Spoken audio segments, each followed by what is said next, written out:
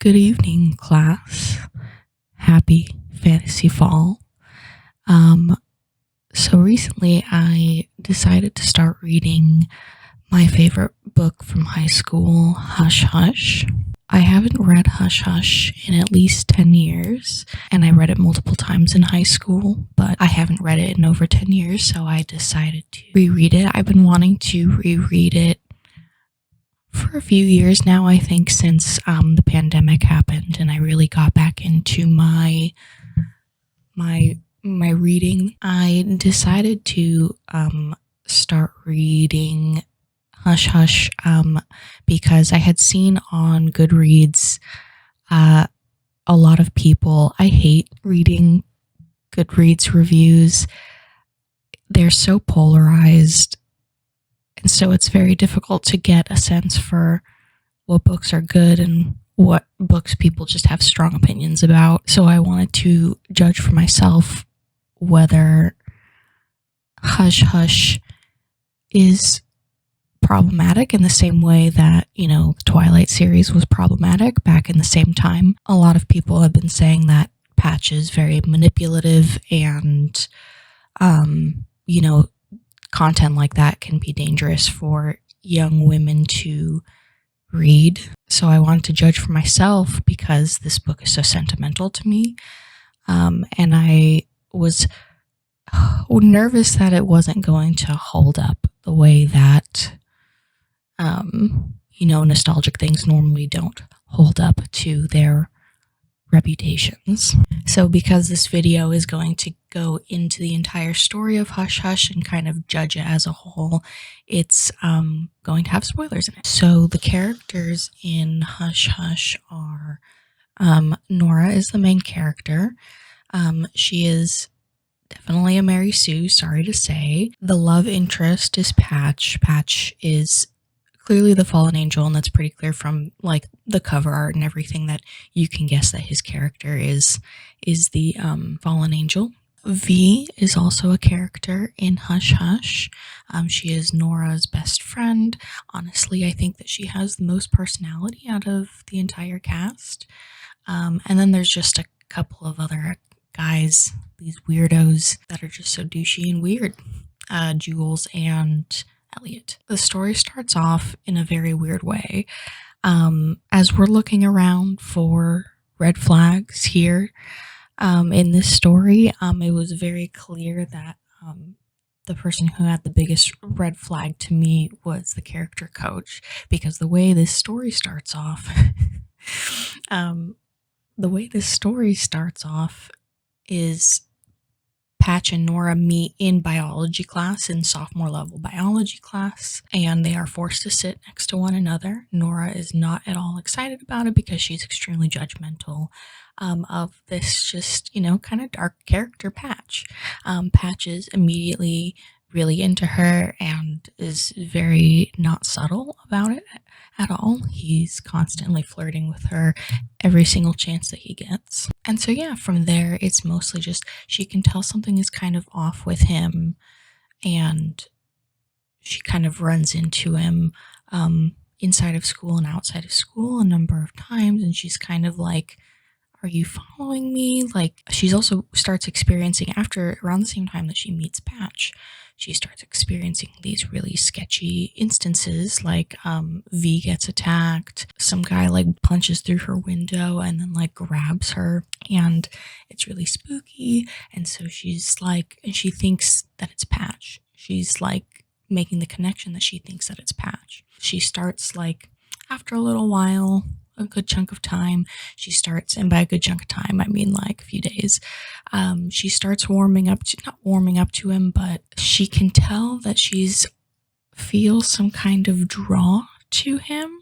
So that kind of goes back and forth for a little while. She kind of is scared of Patch because these weird things are going on around her, but then Patch is no, you can trust me, I'm not going to do anything to you. He's just overly flirty and hits on her real hard up until,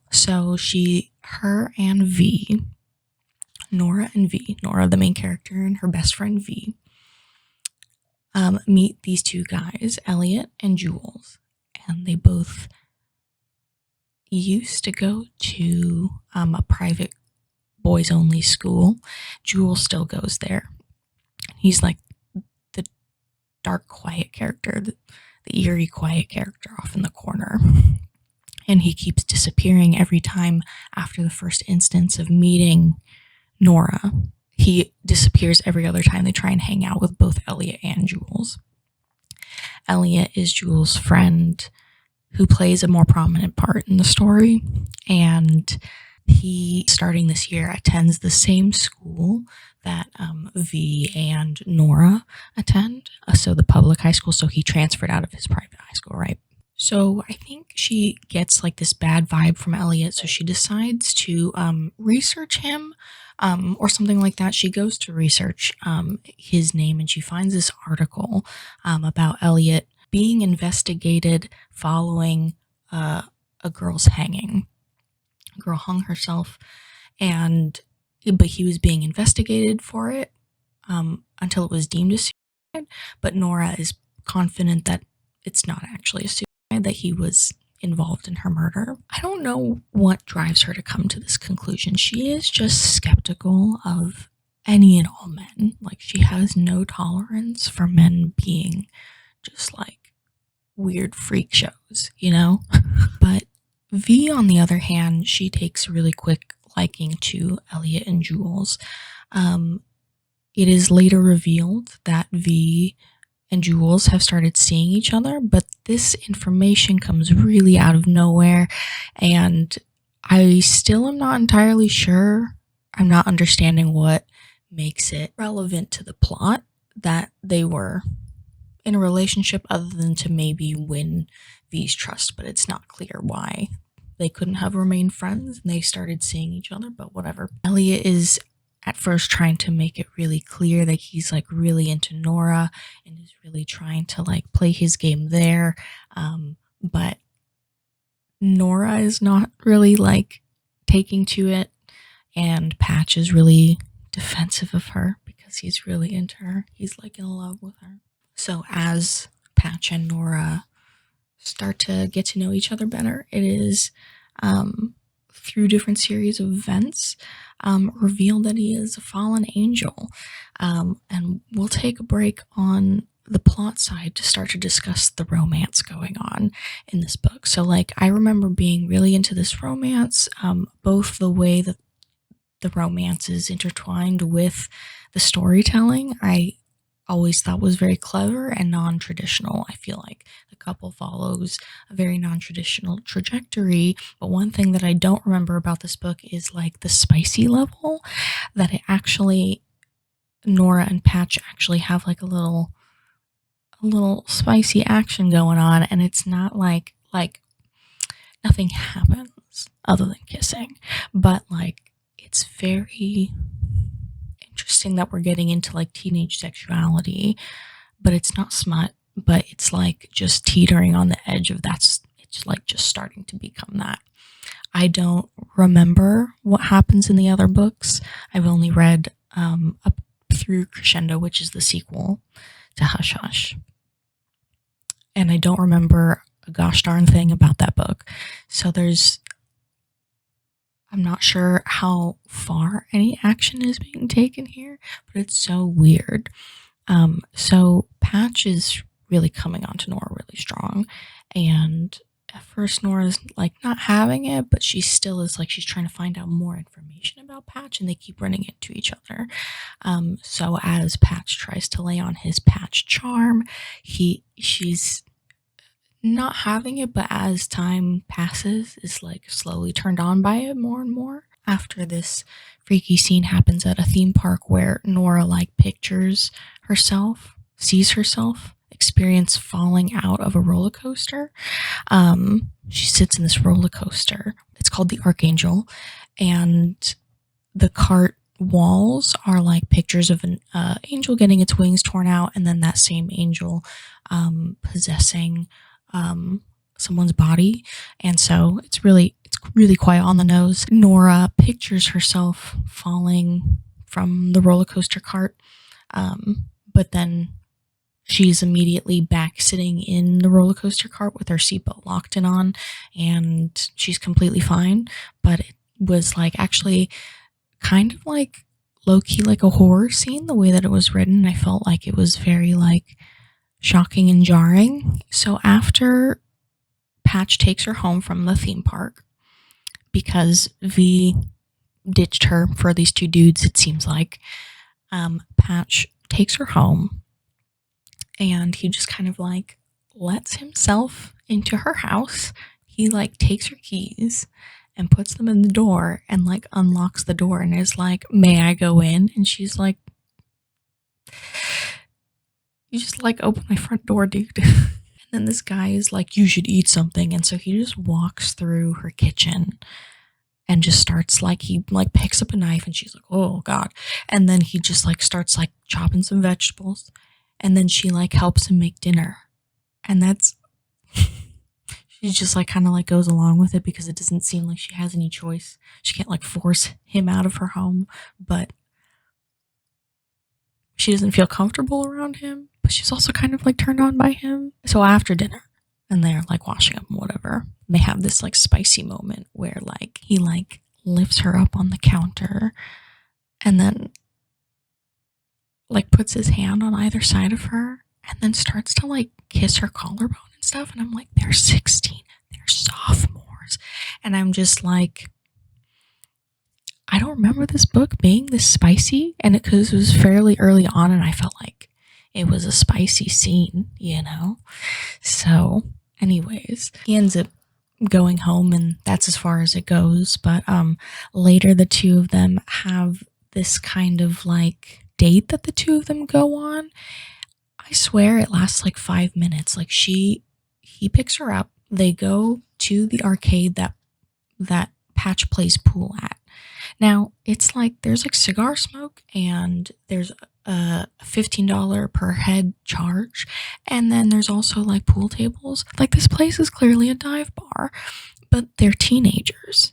And this is where Patch took Nora on their first date and like shows her how to play pool for like 5 minutes. He's like, "This is how you hold a pool cue." And then suddenly his dude friend rolls in and they start like wrestling, like play wrestling, roughhousing, whatever it's called.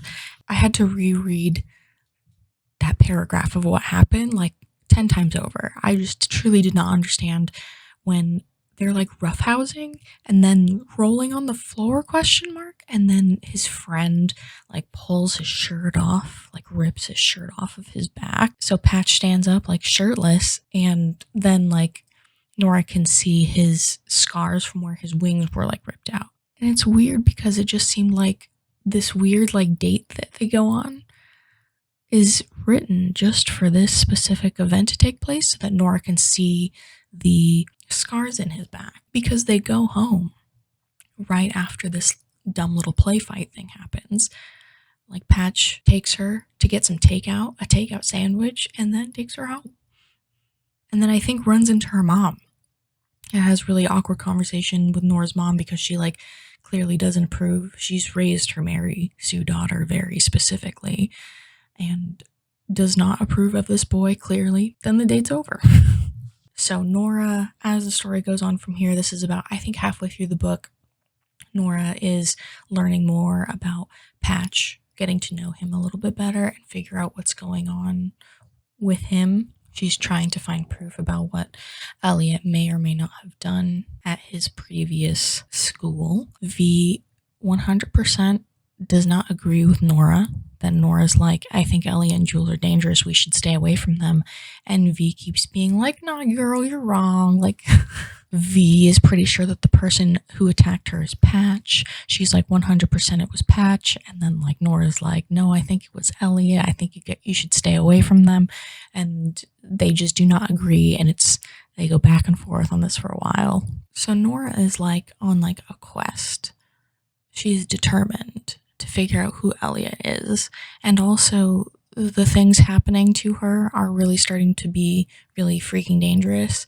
At some point, somebody like breaks into her house. She calls the police, but then of course when the police arrive, all of the evidence, like all of the drawers that were like pulled open, all of the doors that were ripped off their hinges, they're all back where they were. So like she has no proof because angel magic, you know. At one point, she does this really, really dumb move. She goes to the former school that Elliot was at so that she can try and prove that he's dangerous. But then V calls her all of a sudden and is like, hey, come to a party with us. And then Nora's like, wait, are you here too? Are you in Portland too? And she's like, yeah. And she's trying to get Nora to like come with her to hang out with Elliot and Jules. And Nora's like, no, girl. And so for like the third or for like the bazillionth time, she has to like go save V from these dumb boys because she doesn't trust them. So she goes to like hunt her down. But then like on the way there, like she's on the bus going in a certain direction, and then she stops the bus, and the bus driver is like, just so you know, this neighborhood is not good. And she still goes by herself at night. And then she finds, you know, a woman. Nora is trying to figure out how to get into a certain direction, and she's just totally lost at this point. And so she's like, she essentially trades this woman her jacket and beanie and scarf for information from this old woman, from this like random lady on the street. And then like a freaking dumb butt, she leaves her phone in the pocket later. So she's stranded here at night by herself. She decides to call Patch through a payphone after a gunshot goes off in the street, and she turns around and that lady that she gave her coat to was shot. So she calls Patch. Patch comes to meet her immediately, and then there's this scene that they spend together in a motel room because like that's the only option they have left after the Jeep breaks down, because like everything that could possibly go wrong goes wrong. And essentially like they're soaked through, their clothes are soaked through, they don't have any extras. So when they go up to the motel room, and of course the only one that's available is a motel room with a king size bed. Only one. Nora takes a shower, and when she's done, like she comes out, but she has no dry clothes to wear. So she comes out in her underwear, and she tells Patch to burn out the candle because they're using candles because there's no electricity. And things are about to happen. Things are about to occur. They're about to kiss again. And then Nora accidentally touches the scar on his back, and she can see through his memories that reveal that he's a fallen angel. We get a buttload of information here. He's a fallen angel. He's not just in love with her, he's also trying to kill her. So we have another scene, so many scenes where she's like, what are you? Who are you? What do you want from me? Why do you follow me so much? Why are you so attracted to me? What's going on? And stay away from me until you tell me all of the information that I need to know. And then Patch answers none of her questions. He tells her as little as she possibly needs to know so that he doesn't need to reveal his entire bad history, that he is, a sinful angel by heaven's terms, which is why he lost his wings. His sin was lust, of course. So basically the climax of the story is that Nora finds out that if Patch is successful in sacrificing Nora, then he will become a human. And he did previously tell her that being a human was everything that he wanted, because humans can feel things like sensations and angels cannot. But Nora basically hunts down V. Again, she goes on a wild goose chase trying to hunt her friend down because her friend wants to play hide and seek at the school at night with Elliot and Jules. When she goes there, it looks like Jules is dead and Elliot is nearly dead, and then she finds V all strapped up, but then all of a sudden Jules comes from behind her and is just trying to kill her, and it's revealed that Jules was behind everything. Jules is a Nephilim. Basically, through angel logic, Patch took control of Jules's body for 2 weeks every year, and he hated it. And so now he wants revenge. So now he's been trying to kill Nora this whole time so that he can get revenge on Patch because he's angry, I guess. he's really mad about it. So he's trying to kill Nora, and Nora is like running away from Jules all the way up like through like the rafters of the gym and stuff like that, and she is like desperately trying to get away from him. And then in the heat of the moment, she knows that if she sacrifices herself, then Jules will die and Patch will become a human. So, and it looks like she's gonna die. It looks like this is the end for her. So she does it. She like jumps off and then cut to black. And then she wakes up and we find out that Patch turned down the sacrifice that Nora made because it would mean that she died. So he stays an angel, but he gets his wings back and becomes Nora's guardian angel. So overall, I felt that the storytelling was pretty good and effective. The book a lot of the times felt like a horror thriller mystery, kind of, much more than it was fantasy romance. I did kind of feel when I finished the book that it was missing something, that something being probably deep emotional character development. I felt that Nora, unfortunately, even if she's pretty headstrong and she's stubborn, she really is just kind of a cut and paste YA protagonist, especially in this era of, fantasy books where the main character kind of doesn't really have a whole lot of a personality. Like, what are Nora's aspirations? What does she want to do with her life? I know she's 16, but what are her interests?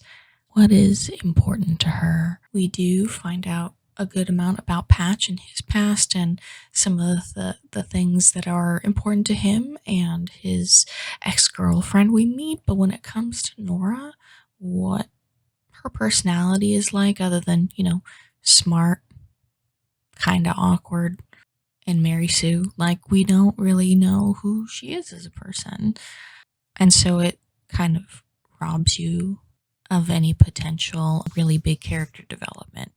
But otherwise, the main plot was pretty interesting. I thought that it was a page turner, and I did enjoy reading it again, and I never really found myself bored, even if some things felt a little bit repetitive, like how much the story liked to go back and forth between, like, V and Nora arguing if Elliot was the criminal, if Patch was the one stalking Nora, that was kind of repetitive. I enjoyed the romance, but I also felt like I wanted maybe a little bit of something more out of it. I think, again, it just felt like something was lacking a little bit there, but overall I did enjoy it. And I like those fun, spicy scenes.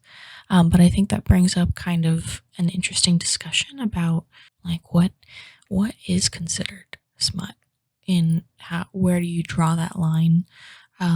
I feel like Cruel Prince does a really good job of it, just kind of, or The Wicked King rather, kind of cuts off and remains very vague before it gets to anything dirty. But I would argue that the scenes in this book are not dirty, which feels very weird reading as an adult.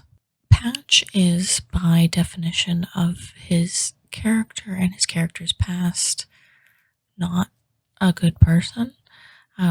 He is an angel who sinned and therefore had his wings ripped out of his back and was sent down to live on Earth. So he's like not a good character, and we know that he also was lustful, and that was the reason why he left. So the things that he does in order to, kind of win over Nora, the ways he manipulates her, sometimes thinking about killing her.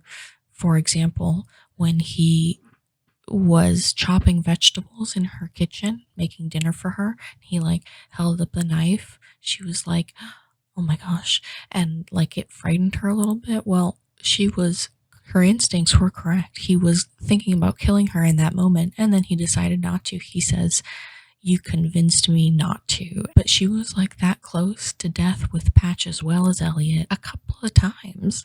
That was his motivation at the beginning, and then slowly it changed into no, he wants to save her and take care of her. That he's not planning on killing her anymore because he fell for her. So like what is considered problematic and not problematic, it's difficult because isn't Patch by the end of the story, he earns his angel wings and becomes Nora's guardian angel, so he's basically the bad boy turned good.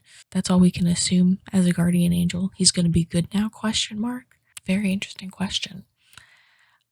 I'm not here to answer it, but I just thought that's what my takeaway from this book was. It almost feels like at the end, it feels like a one and done kind of book.